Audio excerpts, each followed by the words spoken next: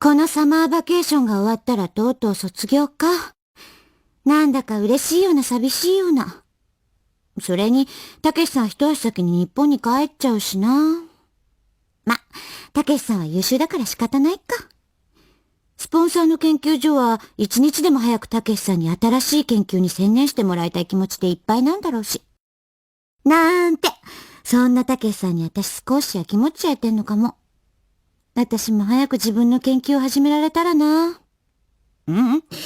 それよりまず卒業できなくっちゃね。でも、卒業式までは一緒に過ごせると思ってたから残念。今日は真夏とは思えないほど涼しかった。今頃、日本は暑くてジメジメとしてるんだろうな。やだ。急に日本のこと思い出すなんて。明日は友人の家でホームパーティーがあるので、手土産にアップルパイを作ってみた。たけしさんに少しあげたら、この甘さだったら僕以外はみんな納得するよね。それにしてもトーコのケーキもアメリカナイズされちゃったなぁ、なんて言われちゃった。確かに日本のケーキはアメリカに比べると甘さを抑えたものが多いよね。最初は私も砂糖の塊かと思うほどの甘さになれなかったけど、今はこれくらい甘くないと物足りないもの。あんまりこの甘さに慣れてしまうと、日本に帰ったらケーキとか食べなくなりそう。少し控えないと太っちゃうし、たけしさんに嫌われちゃう。明日からまたダイエットかな。もうすぐハロウィンのシーズンか。とうとうこれが最後のハロウィンになるんだね。ハロウィンといえば、初めはびっくりしたっけ。昼も夜も仮装した人たちが当たり前のようにランチしたり、買い物してたり。さすがに夜はホラー系の仮装者は怖かったけど。翌年からは私も何度か大学の友達と仮装したっけ。その辺、たけしさんは真面目なのかな。とうとう一度も仮装した姿見たことがないわ。最後くらいは羽目を外して一緒に仮装したいけど。今年は何に仮装しよっかな。でも、家のあちこちにくり抜いたかぼちゃを置いてある家を見ると、ついたけしさんとずっとここに二人で住めたら、なんて思っちゃったりして。今日はたけしさんとチャールズ川に沿って散歩をした。改めてこの4年間を振り返ってしまった。はじめは無我夢中で余裕がなくて辛かったけど、たけしさんに出会ってから随分と自分は変わったと思う。恋愛なんてしてる場合でもなかったけど、やっぱり一人は寂しくて。寂しい時こそ誰かにいてほしいとも思うし。でも、寂しいからってむやみに恋人を作ればいいってものでもないし。それで何度も痛い目にあって。でも、たけしさんは違った。一緒にいるだけで安心していられる。こんなことって初めてかもしれない。来年はたけしさんも日本の研究所に入るために帰ってしまう。私はどうなるんだろう。やっぱり、たけしさんと一緒の研究所がいいな。今年もあとわずか。たけしさんは来年早々、先に日本に帰ってしまう。私は卒業式の後だから、3ヶ月ぐらいは離れ離れだね。今までそんなに離れてたことがないから、ちょっと心配。たけしさんは大丈夫なのかな。でも、来年からは日本で同じ研究所で働けるんだし、残されたわずかな学生生活を楽しめばいい。年末にはバックベイでのニューイヤーイブもあるし、楽しいイベントだらけだわ。今年はたけしさんと二人きりで行きたいな。最後のアメリカ生活だもの。なんて、そんなこと言ったら、ジョンやメアリーは寂しがるかしら。とうとう来月、たけしさんが日本に帰ってしまう。でも、トウコの誕生日はまだこっちにいるんだし、二人でお祝いしようって言ってくれたけど、余計に別れる時が辛くなっちゃう。空港に見送りに行ったら、泣いちゃいそう。今日、たけしさんが日本に帰ってしまった。空港までの間、何を話したらいいかわからなくて、言葉を探してしまった。たけしさん、気を悪くしたかな。でも、たけしさんは優しいよね。何にも言わないで、ずっと手をつないでてくれた。日本で待ってるよって。そう。また少ししたら、日本でたけしさんに会える。今日、たけしさんからエアメールが届いた。卒業のお祝いは日本でねだって。嬉しい。たけしさんも研究所で頑張ってるみたい。今まではたけしさんがいない寂しさに浸っていたけど、恥ずかしいわ、私。たけしさんがこんなに頑張ってるんだもの。私も頑張らなきゃ。頑張って研究して、早く誰にも認められるような研究者になろう。早く日本に帰りたい。たけしさんが待ってる。日本へ。今日は日本へ帰る準備の部屋の大掃除をした。たくさんの思い出や写真。みんな私の宝物だわ。でもさすがに全部は持って帰れないから、今度フリーマーケットに出そうとメアリーと話をした。少しメアリーも寂しそうだったけど。大丈夫だよメアリー。私も日本で頑張るから。ただいま !5 年ぶりの日本。やっぱり日本はいいなぁ。なんて。アメリカ生活も良かったけど、やっぱり日本に帰ってくると落ち着く。でも少し怖い。海外で長く暮らして戻ってくると、なぜか自分だけ取り残されてるんじゃないかって思ってしまう。中学の時も不安だったな。学校に行くのをぐずってお母さんに叱られたっけ。でも、5年間なんてあっという間だったな。ホームシックにかかる暇なんかなかったし、とにかく一生懸命だったよね、トウコ。勉強で。でも、ちゃんと友達もできたし、楽しいことも辛いことも、失恋もしたけど、恋もしたもんね。こうして振り返ると、何が一番自分の中で変わったかな。大丈夫。自信を持って、トウコファイト。明日から研究室に初出勤じゃないの。頑張らなくっちゃ。こんな不安は今日でおしまいにしないと。明日、研究所に行ったら、たけしさんに会えるかもしれないしね。ただいま、トウコ。なんだか今日は疲れちゃった。日本の研究室の空気は嫌い。日本の研究室ってなんであんな雰囲気なんだろう。批判精神ゼロで従順そうな人ばかりだし。帰国子女っていうだけで偏見たっぷりな目で見るのもやめてほしい。アメリカの研究室ではそんなことなかったのに。やっぱり私が入ったのってお父さんのコネだと思われてるのかな。なんかみんな冷たい感じだもの。小学生の頃とか転校生が来ると興味津々で周りからすぐ積極的に友達になったりしたのにな。大人になるとみんな警戒するのかな。なんだか寂しいよね、こういうの。でも、これが今の私の現実なんだよね。いつまでもアメリカ生活を引きずってても仕方ないよね。ちゃんとやることやってれば、いつかは分かってもらえるはず。だよね、トウコ。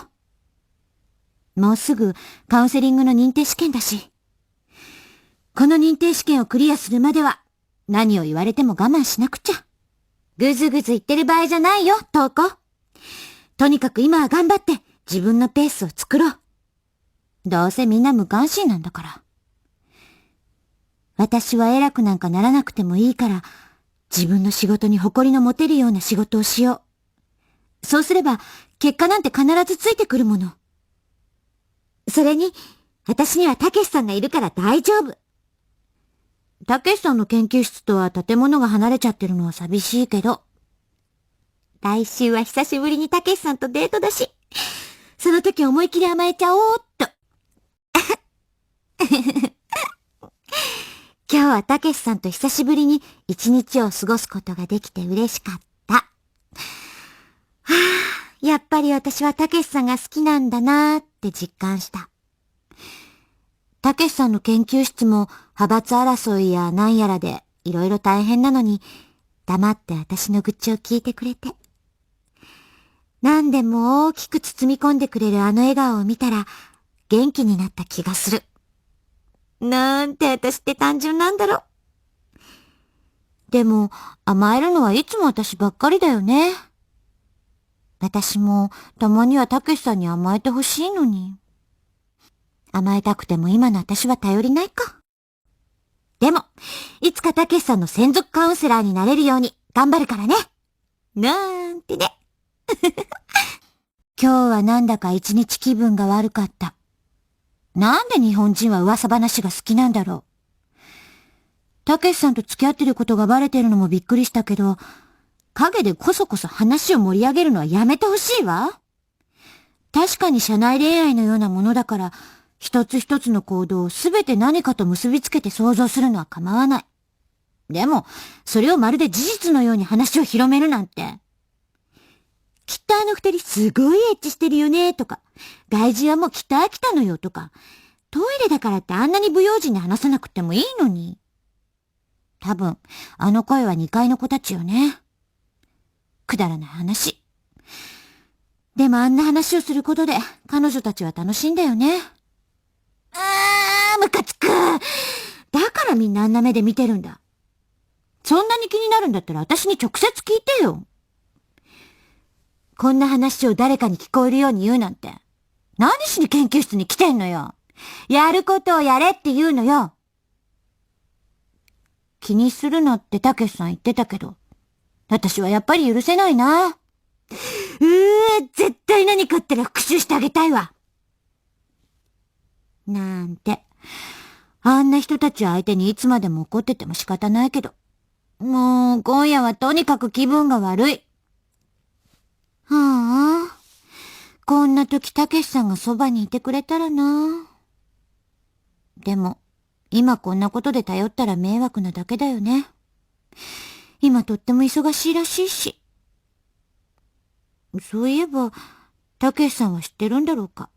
こんな噂になってること。私みたいに、もしかしたら嫌な思いをしているのかしら。こんな時はお酒を飲んですっきり忘れよう。もうすぐ認定試験なんだから、こんなことで惑わされちゃみんなの思うツボだわ。あとは試験が終わってから、たけしさんに相談しよう。その時までは我慢我慢。おやすみなさい、たけしさん。今日は久しぶりにはるみから電話があった。はるみは自分からは電話の一つもめんどくさがってしないようなやつなのに、急に電話があった時はびっくりした。でも、もっとびっくりしたのははるみが結婚すると聞いた時。いつもはるみは男と別れてもう死んじゃいたいとか、新しい彼氏を紹介してくれとか、突拍子もない時しか連絡をしてこないから、今度は何事だと思ったら、結婚か。なんだかほっとしたような先を越されたショックというか。でも、女も26歳ともなれば、結婚して子供がいてもおかしくない年齢だもんね。なんだか悔しくなってきた。でもいいんだもん。結婚式の時にはたけしさんを紹介して、はるみを羨ましがらせてやるんだ。私ももうすぐよって。明日、たけしさんに電話してみよう。今日は大学時代の悪友、かなこに電話をしてあげた。投稿偉い。はるみの結婚式に一緒に行こうと思ったけど、でもあいつったら仕事で行けないかもしれないだって。白状者。本当はかなことは私がアメリカに行く前に会ったっきりだったから、久しぶりに会いたかったのにさ。でも、かなこに、とうこもうすぐ誕生日じゃなかったって言われて気づいたけど、そういえば私、もうすぐ誕生日なんだよね。女は20歳過ぎると早いって言うけど、本当よね。私ももう27歳か。はるみも9月には結婚するし、たけしさんは何とも思わないのかな。今年の誕生日はどうするんだろう。その時に、まさかプロポーズなんてことはないか。たけしさん、カウンセリング認定試験に合格したわ。なんだかほっとした。日本で試験をまた受けなきゃ認められないなんて馬鹿げてるけど。早く報告したくて、さっきはたけしさんに支離滅裂なメールを書いてしまったような気がする。たけしさんも喜んでくれてるかな？それとも、後で電話をくれるかな？くれるといいな。これで少しは変な噂話や偏見はなくなるかな？やだ、私ったら。偏見や噂話をなくすために頑張ってきたわけじゃないのに。何を気にしてるんだろう。ともかく、これでやっと私の研究もスタートさせることができるわ。もっと頑張らなくちゃいけないのは、これからね。それにしても相変わらず研究室の風当たりは強い。認定試験を合格しても、カウンセリングの資格なんてっていう目で馬鹿にしてる。だいたい高島教授も気に入らない。なかなか私にクライアントをつけてくれない。つまらない雑用ばかり押し付けてくるし。きっと、アメリカ帰りの女に何ができると腹の中では思ってるんじゃないの？だとしたら悔しいよ、たけしさん。男の人はそれなりに認められるのに、女の人の留学経験ってあんまり評価されない。高島教授の雑用に値を上げてる場合じゃないわ。絶対いつか認めさせてやるから。もう半年以上も経つのに、高島教授は相変わらず私にクランケをつけてくれない。なかなか君の対象にしたい年齢のタイプがいなくて。なんて言ってるけど、どうせ嘘でしょ？自分の雑用係にしたいだけなんじゃないの？私は、あいつの秘書になるために来たわけじゃないのに。そのうちセクハラでもされそうで嫌だな。私は中年親父は嫌いなんだから。今年のゴールデンウィークの連休は、なんとか数日休暇が取れそう。アメリカから帰国してから、あんまりゆっくりできなかったから、少し嬉しいな。研究室に入ってからも精神的な余裕もなかったし。たけしさんも一緒に過ごせるといいな。どこかに旅行なんてしなくても、ただ一緒にいられればいい。少し安らぎが欲しい。これってわがままかな？今日は初めての私のクライアントに会った。レインという12歳の女の子だった。高島教授に紹介された時は、なぜ私の研究対象年齢以下の12歳のクライアントを担当させるのか不満に思ったが、レインちゃんの顔を見たら何も言えなかった。レインちゃんがとても可愛かったから？何か不思議な感じがしたから。とにかく、研究の対象年齢以下だろうが何だろうが、彼女は私のクライアント。幻視、幻聴症状が起こって精神的に不安定らしい。家庭環境とか悪いのかな？幼児期の経験が屈折してイメージを作ってるのかしら。なんとか私のカウンセリングで良くなってもらいたいな。少しずつ心を開いてもらえるように、焦らずやってみよう。明日はたけしさんと日本で初めてのデート。久しぶりになんかウキウキしてる。どの服着ていこっかな。あんまり派手な服着ていくとまた噂になっちゃうしね。お洋服も買ってないけど、下着もこの頃買ってないな。いつもこんな時間じゃ買いに行けないものね。でもデートの途中で買うわけにもいかないし、たけしさんの前でそんなことできるわけない。そんな女って思われたくないもの。今日はたけしさんと食事をした。私ったらしばらく会えなかったから期間中のように喋っちゃった。少したけしさんびっくりしてた。だってゴールデンウィークも結局たけしさんは休めなかったから全然会えなかったんだもん。少し拗ねてみようかと思ったけど、たけしさんの顔を見たら嬉しくてついはしゃぎすぎちゃった。でも、嬉しそうにずっと笑った話を聞いてくれた。それと、もっと嬉しかったのは、試験合格のプレゼントに花束をくれたこと。やっぱり女は花をもらうと嬉しいのよね。ドライフラワーにでもしよっかな。ずーっとこのまま、この幸せが続くように。でも久しぶりに。私ってちょっとエッチなのかな。普通だと思うけどな。本当に愛されてるって感じたな。アメリカで付き合ってた頃よりも、なんか自然でいい感じ。結婚しても、今みたいな感じで付き合えればいいな。今日で、レインちゃんに会ったのは2回目。まっすぐな目で、彼女に先生なんて呼ばれると、少し嬉しくて、顔が赤くなってしまった。レインちゃんにバレちゃったかな。先生なんて呼ばれたくらいで赤くなってるようじゃ。私もまだまだ新米カウンセラーだね。でも、レインちゃんに初めて会った時から感じている不思議なあの感覚は何なのだろう。あの目を見ていると、私自身を見透かされているような気分になる。あの大きな目の中に映る私は、頼りなく見えるのだろうか。それにしても、私がレインちゃんぐらいの頃って、あんなに落ち着いてたかな。一応、品がいいで通ってたから、大丈夫かな。でもほんと、彼女はとても落ち着き払っているように見える。12歳なんてまだ子供だと思っていたけれど、レインちゃんは大人びている気がする。まあ、最近の子供はみんなませてるって言うし、実際親戚の子とかも大人びたところもあるし、昔と今は違うのかも。なんだか私おばさんみたいなこと言ってる。幻覚なんかに負けないで、レインちゃん。私がきっと直してみせるから。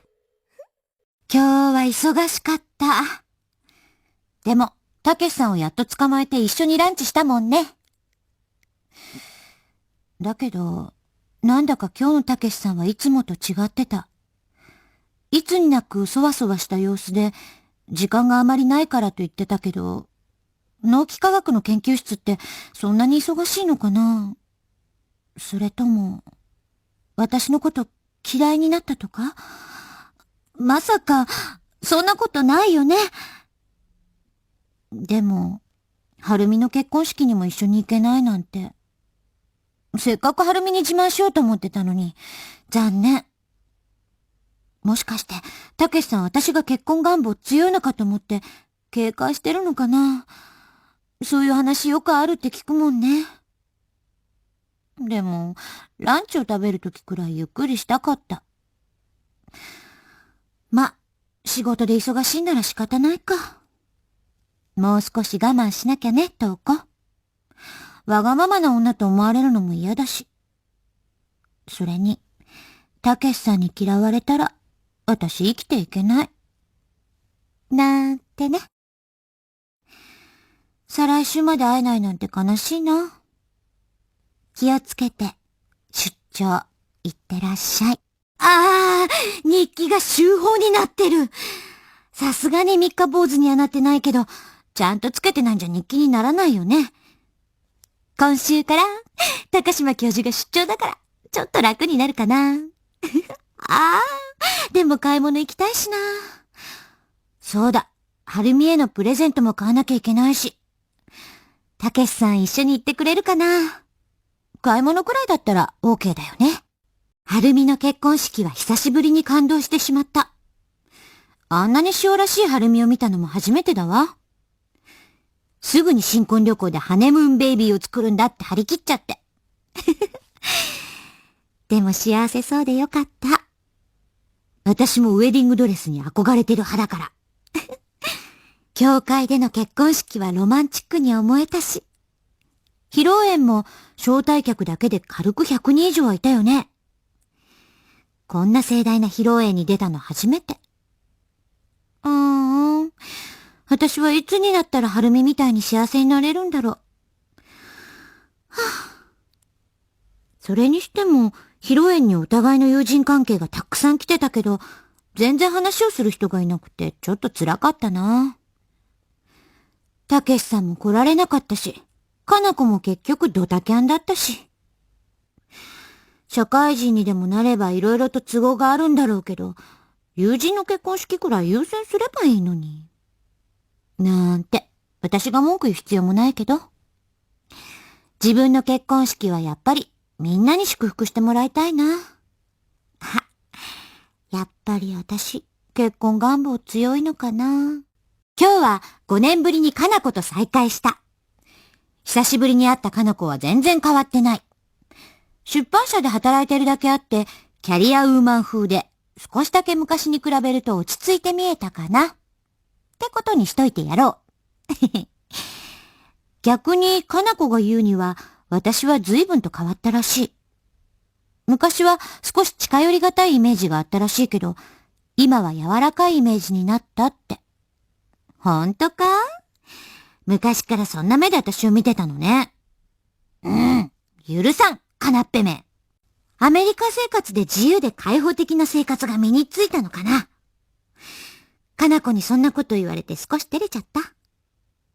でも、はるみの新婚旅行の絵はがきを見て、二人してついため息が出たのには笑えた。気にしてないつもりでも、やっぱ羨ましいよね。かな子はまだまだ結婚するつもりはないって言ってたけど、はるみみたいに突然、私結婚するのなんて言わないでね。かな子まで結婚しちゃったらどうしよう。寂しすぎる。たけしさん、どうしてるのかな？もう、めちゃめちゃ忙しくて嫌になっちゃう。高島教授は本当に嫌なやつ。もう、他にも研究員はいるのに。最近、私妙にイライラしてる？たけしさんに会えないから？カウンセリングに進展がないから？雑用ばかり押し付けられるから？理由は全部だわ。何もかもうまくいかないことに苛立ちを覚えてる。私がイラついてしまったらダメだわ。カウンセラー失格よね。ごめんね、レイン。カウンセリング以外の仕事も私の仕事と思わないと。やることやって認めさせなきゃ私の負けだもの。そういえば、もうすぐハロウィンの時期だな。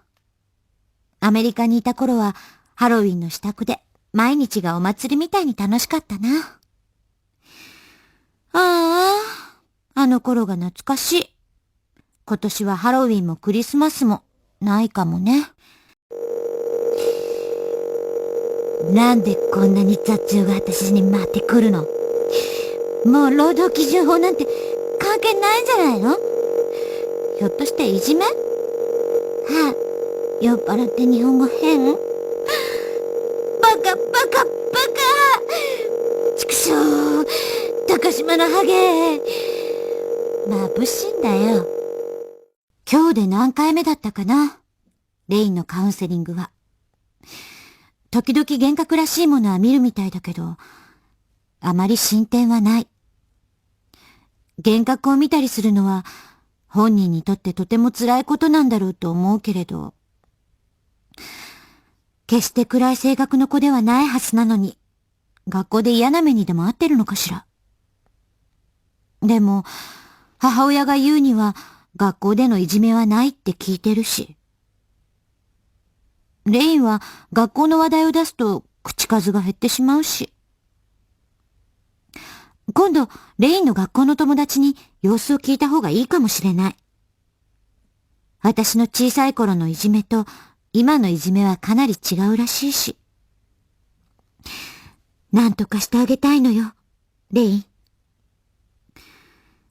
でも、レインのカウンセリングをした日って、なぜか気分が暗くなる。私が暗くなっても仕方がないんだけど。そんな時に限って、高島教授につまらないことで文句は言われるし。ああ、明日はお休みだし、気分転換に街へ出よう。最近、たけしさんの様子がおかしい。電話をしても、いつも忙しいっていうばかりで相手にしてくれない。仕事で忙しいのはわかるけど、そんなに冷たくしなくてもいいのに。それに、私の誕生日までキャンセルするなんてどういうこと？仕事の方が大事なのなんていうセリフ、一番嫌ってたけど、今となっては私もつい言いたくなってしまう。もう私、27歳だよ、たけしさん。試験に受かった時は一緒に喜んでくれたのに、最近は研究所でも顔を合わせなくなったせいかな。少し心配。気のせいだといいんだけど。初詣のおみくじも小吉だったし。なんだかこの先暗いよね。ああ、なんだか最近ついてないな。もう寝よう。考えれば考えるほど不安になるだけだし。レインからプレゼントをもらった。誕生日プレゼントとちょっと早いバレンタインデーと合わせて私の好きな紅茶のクッキーをくれた。それお母さんと2人で作ったんだよ。先生紅茶が好きって言ってたから。なんて。なんだかその時はつい目頭がジーンときちゃった。単なるクライアントからもらって感激してどうするのとこ。たけしさんの誕生日プレゼントがなかったせいかな。ひどいよ、たけしさん。最近ちょっとしたことで泣いたり落ち込んだりしてる。年のせいかな。でも、レインは私の誕生日なんかなんでしてたんだろう。私教えたっけ？まあ、いっか、そんなこと。でも、女の子からプレゼントをもらうなんて初めてだし、ちょっと照れくさいものよね。レイン、ありがとう。もうすぐバレンタインデー。バレンタインなんて日本人らしい儀式だけど、やっぱり気にしてしまう。たけしさんは、とうとう私の誕生日ですら会ってもくれなかった。誕生日から1週間も経って、家に花束だけが宅配便で送られてきたけど、電話の一本もくれない。もう、本当に嫌われたのかもしれないね、トウコ。ダメかもしれないと思いつつ、チョコレートなんか作ったりして。どこまでバカなんだろう。でも、これが最後。それでもダメなら仕方がない。諦めよう。明日、たけしさんのデスクの引き出しに入れておきます。今日は珍しく研究室の内線でたけしさんから電話があった。チョコレート美味しかったよ。忙しくてお礼の電話が遅くなってごめん。だって、高校生じゃあるまいし。何をはしゃいでるんだろう、私。最近たけしさんとも会っていないからって、電話だけで喜んじゃって。結構私って単純。よかった。嫌われてたわけじゃないんだよね、たけしさん。本当に忙しかっただけだよね。私、信じてていいんだよね。はるみからメールが来てた。新婚旅行の話ばかりで、こっちのことなんてまるでお構いなしって感じ。まあいいんだけど。幸せなんだから少しはこっちの相談に乗ってくれてもいいんじゃない？そうだよね。私の相談相手って、たけしさん以外じゃ、はるみかかなこぐらいしかいないもんね。今更友達増やしてもって気もするし、そんなに急に仲良くなんて、私の性格から言ってもなれないしね。結局、自分自身の問題でしかないし、人の面倒を見てる場合じゃないよね。明日、高島教授に行って、レイの担当を外してもらおうかな。でもそうしたら私って本当にすることがなくなっちゃう。雑用だけするんなら、こんなところすぐやめた方がいいもの。辞表か。生まれて初めてだな。そんなの出すの。ちょっとどこか悔しいし、何しろたけしさんとの接点が全くなくなっちゃう。でも、たけしさんって奥さんにはうちにいてほしいっていつか言ってたし。何私調子のいいこと言ってんのかしら。私は本当は自分本位で意地汚い女なのかもしれない。自分で思っていたほどのまともな人じゃなくて、いつも大きな猫をかぶっていたのかもね。こういう圧迫で歪められた部分が吹き出してるのかな。はあ、なんとなく自分で整理がついてたから気にならなかったんだけど。多分冷静に考えて、今の私は安定していない。レインの方が落ち着いちゃってるなんて笑い話にもならない。失格だわ。こんな先生に見られちゃってるレインはかわいそうだし、そんなこと許されないよね。仕事上の選択も誤るようになったら、もうおしまいだわ。明日、相談してみようかな。季節はもうすっかり春めいている。レインも今日から中学2年生。最近レインも幻覚が見えなくなって少し落ち着いたらしい。そのせいか少し明るくなった気がする。なんだか自分のカウンセリングがレインの治療になっているのか疑問に思う時がある。レインとはいろいろな話をしてきたけど、この短い期間にレインはものすごい速さで知識をつけてきた。時々カウンセリング中にドキッとするような鋭い質問をしてくることがある。まるで私の方がクライアントではないかと思ってしまう。少し気にしすぎかな。クライアントの症状が軽くなったんだから、いいじゃない、トウコ。どうかしてるよ。今日、研究室に出入りしている医療機メーカーの新人の吉田くんって言ったっけ？見るからに年下っぽかったけど、少しドキッとしちゃった。なんだか笑顔が可愛くて、ついじっと見つめてしまった。日本の研究室にもまだ馴染んでいないせいか、あんな風に笑顔で話しかけられただけで、ちょっぴり嬉しかったのかもしれない。ひょっとして私に気があったりして。残念でした。私はもうたけしさんのものよ。はっきり彼がいるって言った方がいいんだろうけど、なんだか言いたくないのは私が浮気症だからなのかな。ダメだ。やっぱり今のたけしさんに不満を持ったままだと気持ちが揺れちゃうんだ。よくないな。カウンセラーが不安定じゃ。レインを直す前に私を直さなきゃね。ああ、びっくりした。あんなところで吉田くんとばったり会うなんて。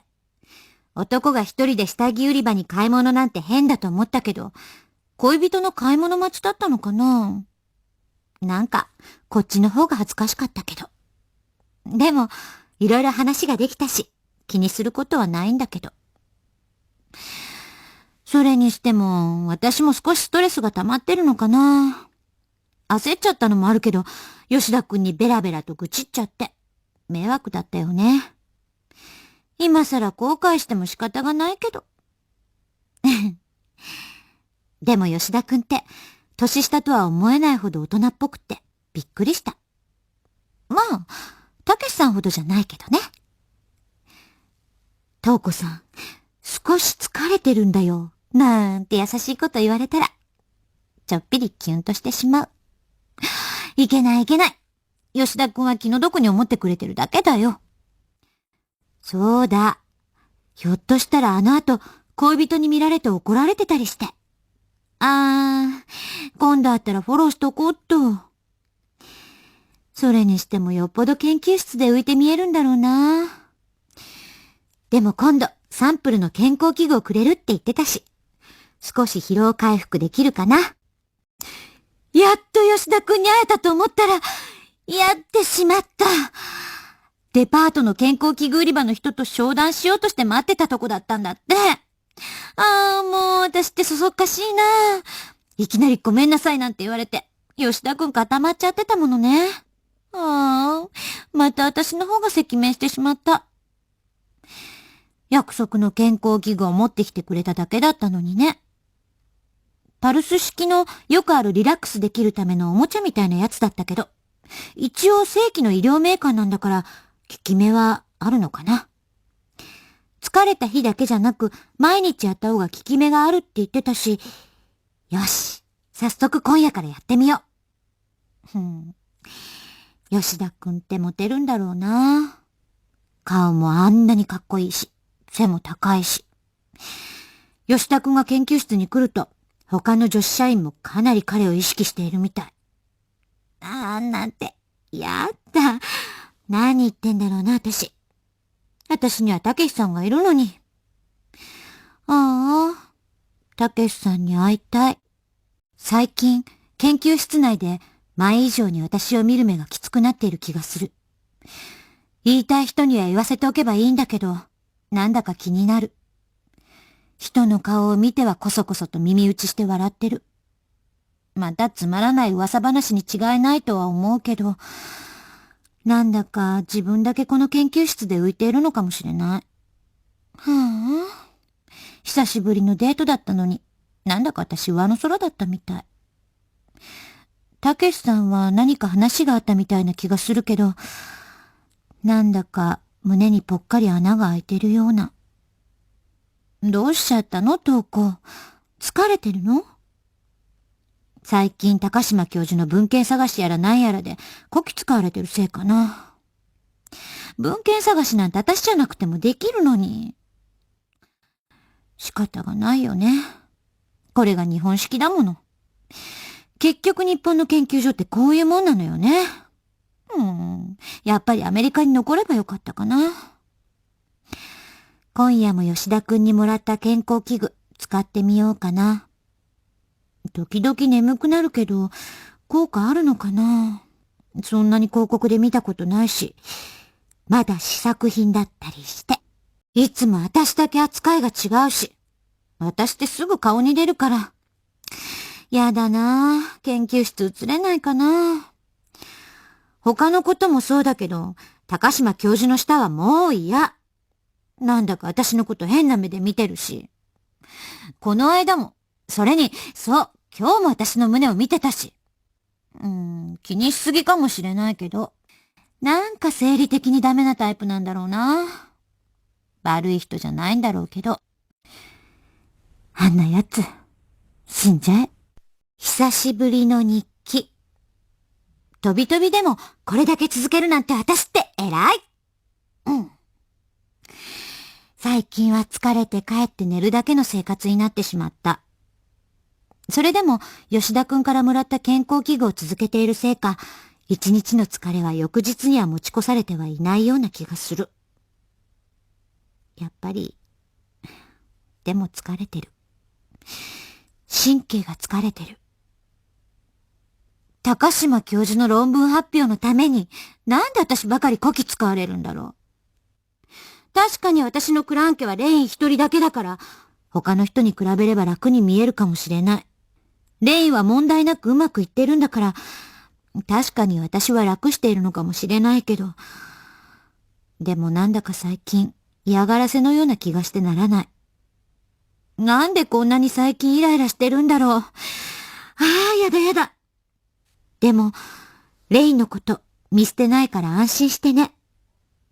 きっと、どこか問題があって幻覚を見たんだから。でもなんだろう。家庭環境にも問題はないし、先天的に障害があるわけでもないし、特定のイメージが見えるわけだから、何かしら原因はあるはずなのに。私ったら日記に何書いてるのかしら。もう寝よっと。高島教授が亡くなられた。しかも自殺。悲しいって素直に言えないけど、やっぱり人が亡くなって嬉しいわけがない。警察やら記者やらが来ていろいろ聞いていったけど、自殺の原因はまだわからないみたい。これから夜遅い時嫌だな。何の当てつけか知らないけど、研究室で首をくくらなくても。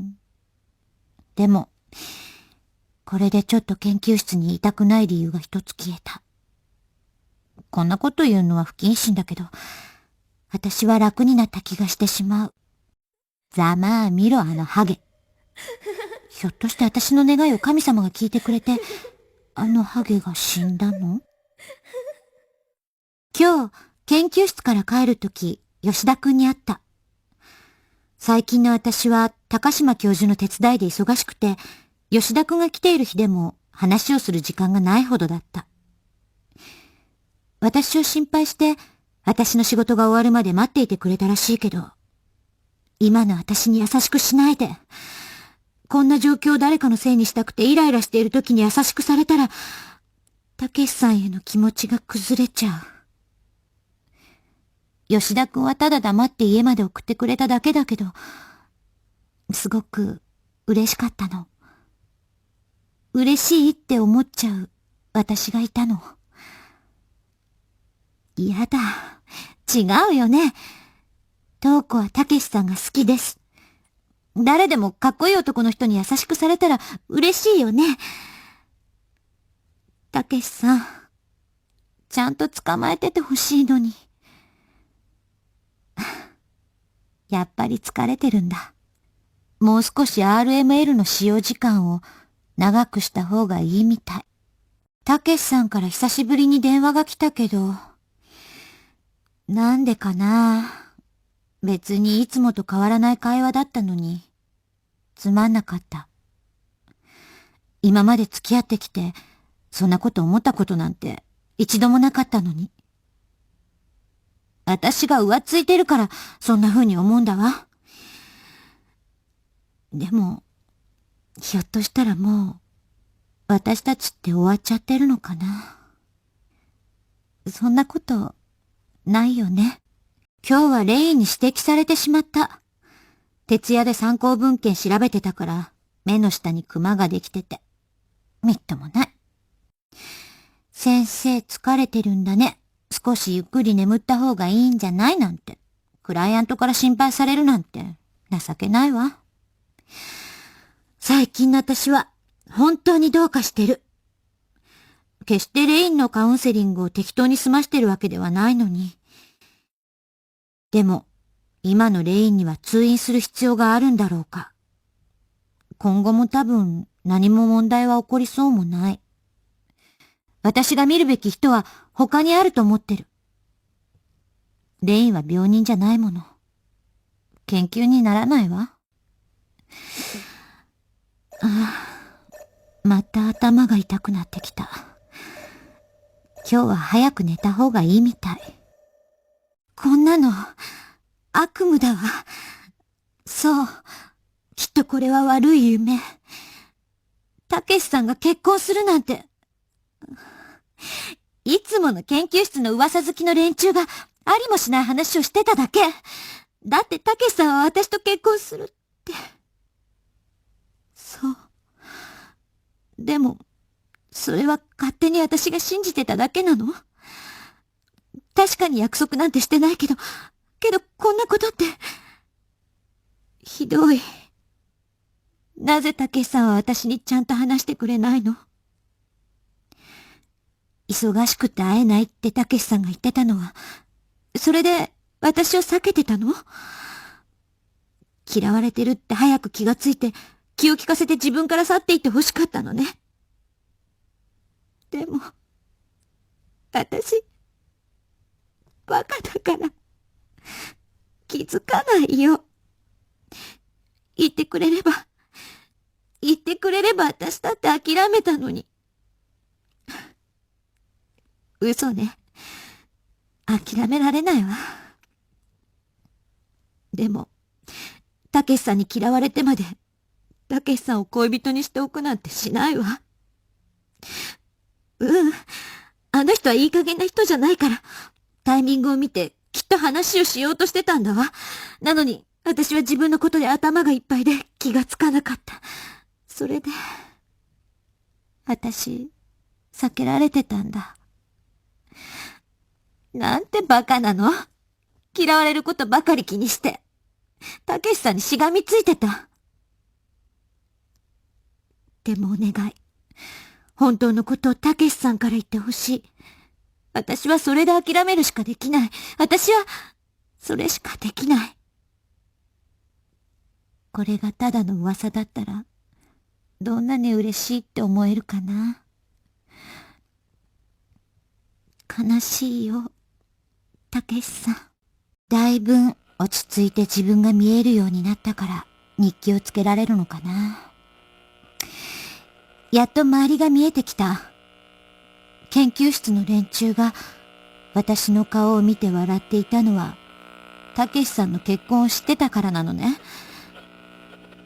私だけ何も知らなかったという事実を痛感させられた。悔しいよ。情けないよ。悲しいよ。たけしさん。もう何も手につかない。もうすべて捨ててこんな研究室辞めてしまえたら、レインのカウンセリングも何もかも。レインは私なんかいなくても大丈夫よ。ねえ、レイン。誰に助けてほしいの、トウコ。吉田くん私だって彼の方がいいって思ってたんだ。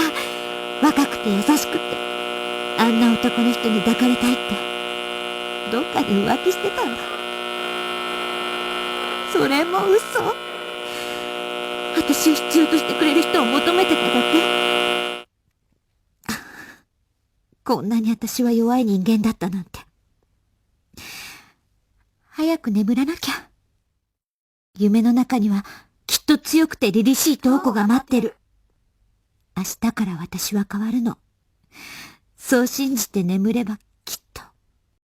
この頃、一日のうちでアクセスしている時間の方が多い。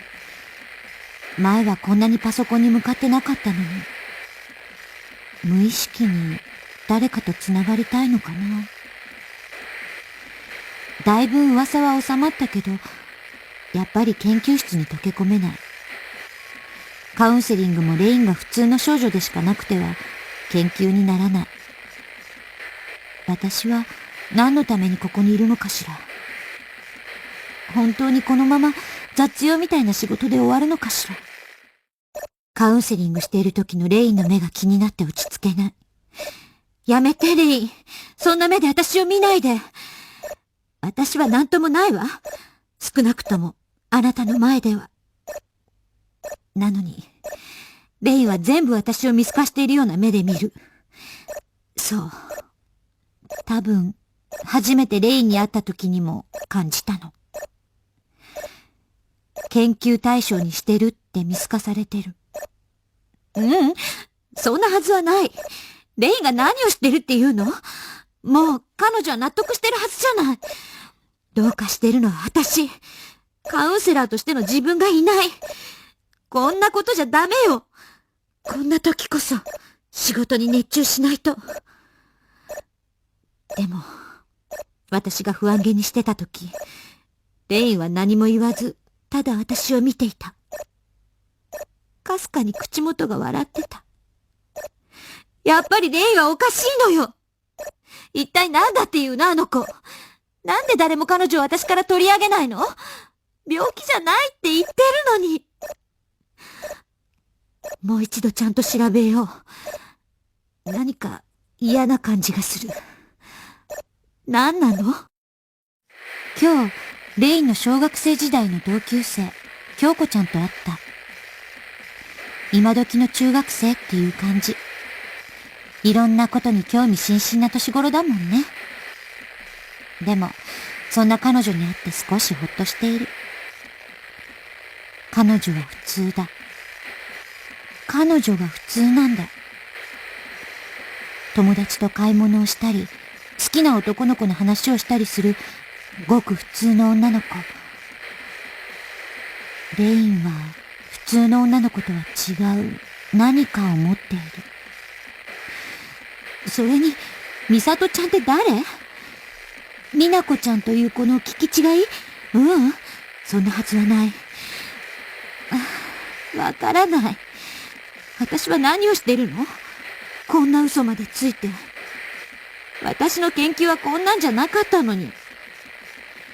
あくまで精神科医としてカウンセラーの長所を取り入れて診断していくことだったのに。レインという存在がなぜか空虚なものに感じてしまう。不自然なほど。レインに問題があるの？それとも、私？今日、研究室の廊下でたけしさんとばったり会ってしまった。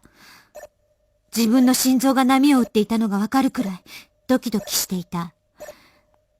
たけしさんが他の人と結婚することを知らないふりをするか、どうしようかと迷っていたら、顔も足も動かなくなった。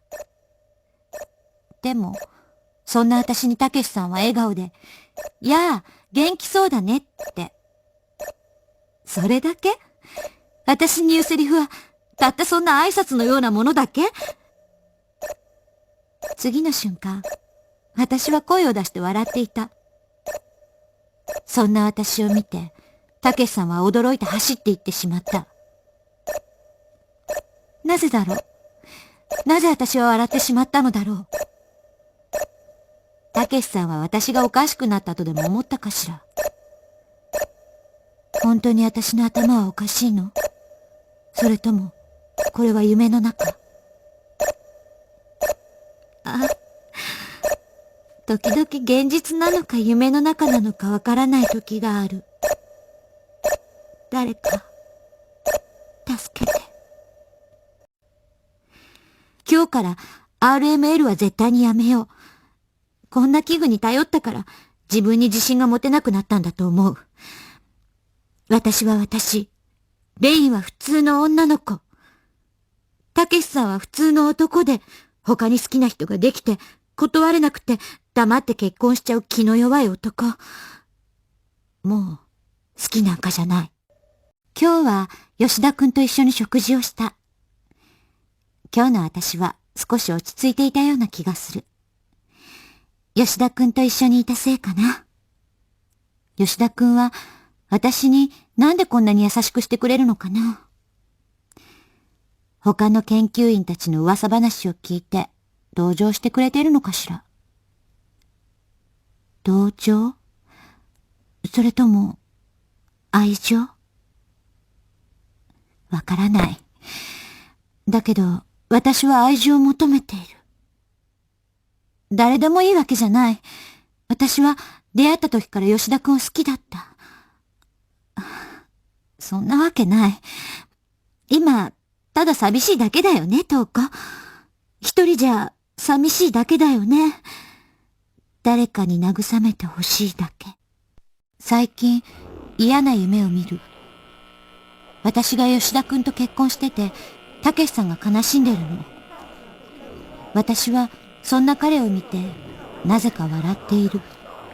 そんなこと、絶対自分で思っていないはずなのに、ひょっとして、深層意識の中で、そう思ってるの、トウコ。でも、私の子供がレインにそっくりなんて嫌。レインはいい子だと思うわ。でも、自分の子供がレインみたいだったら、やっぱり、嫌。なぜなの、トウコ。わからないけど、愛おしく思えない。生理的に拒否しちゃうの。私は、本当はどう思ってるの？もう、自分の気持ちに自信がないのかもしれない。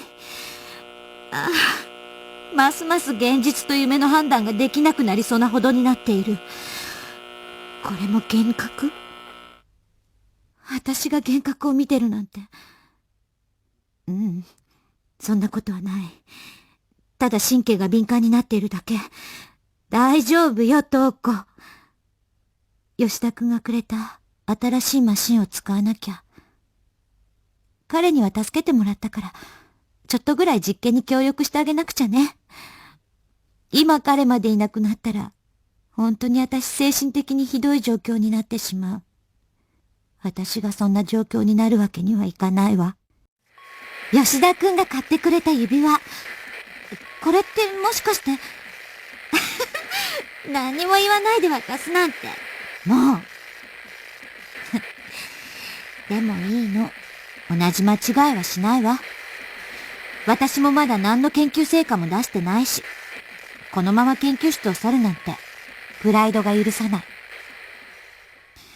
でも今日、私はレイにバカなことを聞いてしまった。あなたは誰？本当にレインなの？レインは表情も変えずに、目だけを上に上げ、私は私、と答えた。そんな当たり前のことを聞いてしまった。でも、自分の頭で考える前に、もう自分の口が開いていた。なぜだろう。きっと、レインも呆れてるだろうな。そうよ。最近私の夢の中のレインによく似た女の子のせいだわ。レインに似てるけど、レインじゃない。やっぱりもう一度頭を整理しないと。こんなことじゃカウンセラー失格だわ。高島教授の一周忌で職員とお墓参りに行った。もう1年も経つんだ。本当にいろいろあった年だった。合唱。日ごとに自分がわからなくなってきた。おかしな夢を見るようになってたけど、今まではそれが神経が興奮していただけだと思い込んでた。でも、今日は幻聴らしき症状があった。幻聴とは断言できないけど、昨日から耳鳴りが止まらない。まるでレインのよう。オルゴール？何なの？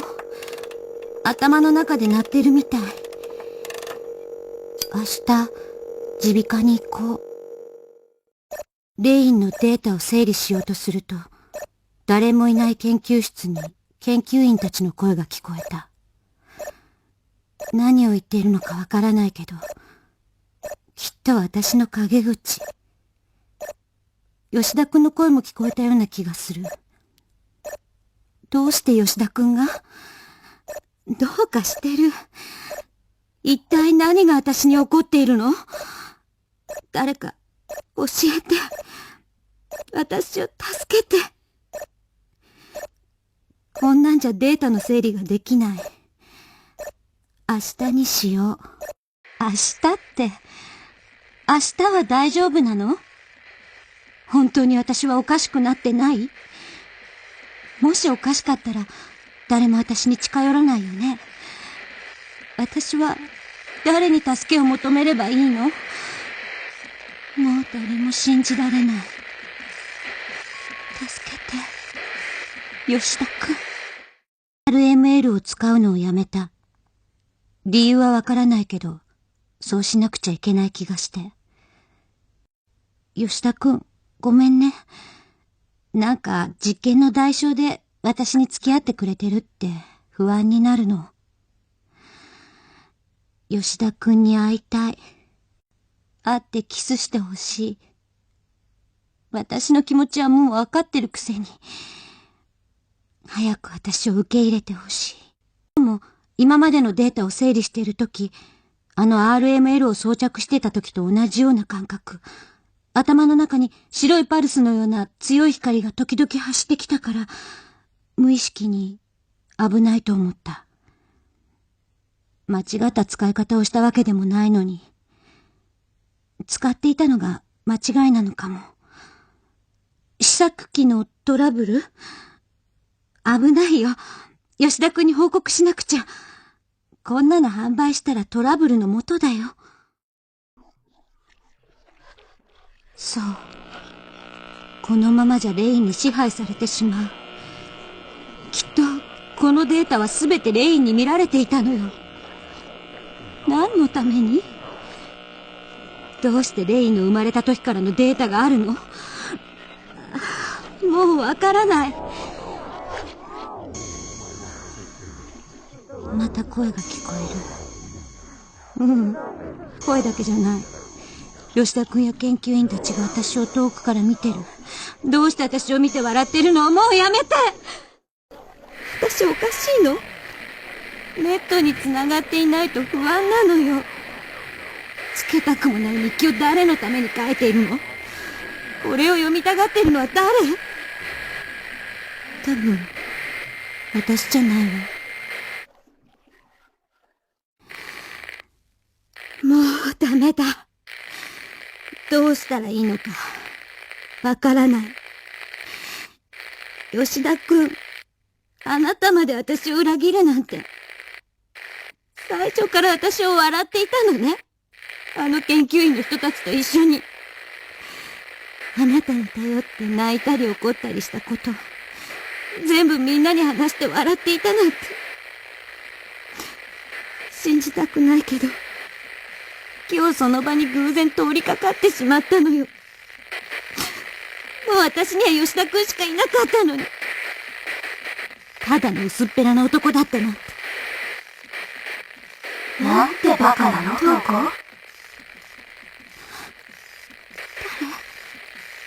誰か私に話しかけてる。そんなはずないわ。今は誰もいないもの。私よ、トウコ。トウコは私よ。やめて。誰がこんなに私を苦しめるの？もうやめて。レイン、聞こえる？あなたがこれを読んでいるのは分かってるんだから。いやらしい子。もう私はあなたを治療しないわ。二度と私の前に現れないで。誰だって一回くらい誰かを本気で死ねばいいって思うことくらいあるでしょ？それがあなたは許せないっていうの？あなたが高島を殺したんでしょ。私は絶対何もしてない。警察だって私じゃないって言ってる。自殺なんだから。ねえ、お願い。私を助けて。わかるわよ。そうね。レインはいい子でしょ？レイン、もう十分でしょ？こんなズタズタになった私を見て満足でしょ？ねえ、見てるんでしょ？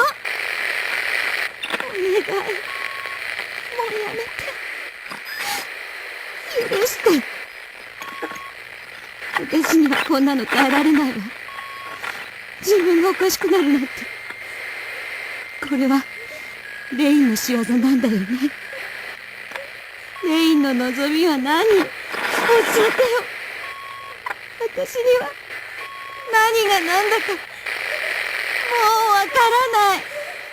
やめてよ、レイン。私が何をあなたにしたの？もう許して。お願い。私はおかしくなんかなりたくないの。私がおかしくなったら、あなたを治療できないのよ。ねえ、レイン。私はもう死ぬしかないの？他には方法はないの？私は自分の体を失うしかないの？そんなの嫌！自分が消えちゃうなんて嫌！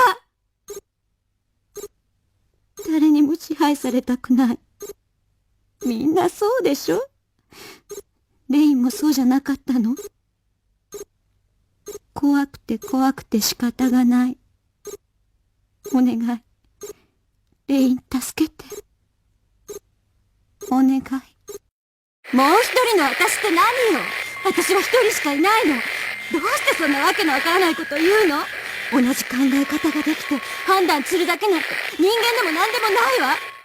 私って存在はここにしかいないのよ。どこにいたって私は私。誰よ？私はあなた。やめて。なんでこんなこと打ち込んでるの？私おかしい。私おかしくなんてないわ。ねえ、レイン。いつから私に目をつけていたの？初めて会った時から？それとも、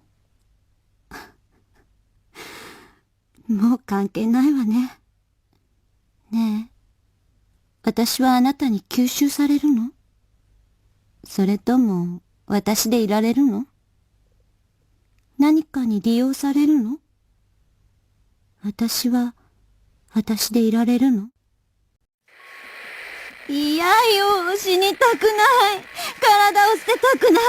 この体で感じて生きていたいの。この体を離れることがとてつもない恐怖なのよ。あなたにはわからないかもしれないけど、それが普通の人間なのよ。お願いよ、レイン。助けて。私が知らないだけ？知りたくないわ。やめてよ。知りたくなんかないんだから。やめて。お願い。信じられないわ。あなたがそんな子だったなんて。